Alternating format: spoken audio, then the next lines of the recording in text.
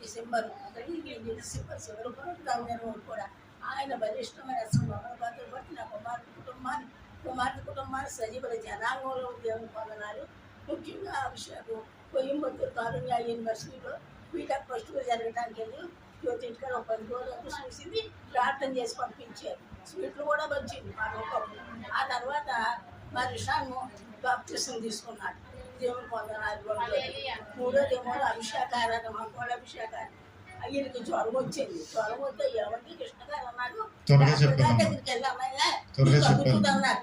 అంటే నేను వెళ్ళిపోదు కాదు, ఎందుకు చెప్తానండి, పేదలు పోగొట్టుకున్నాను.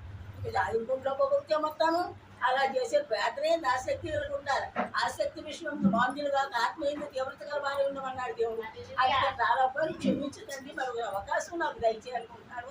సంవత్సరం అంతా కాపాడి కృతజ్ఞతలు చెల్లించు దేవుని పొందనాలు చెల్లిస్తూ ఇంతటితో నా సాక్ష్యాన్ని ముగిస్తాను.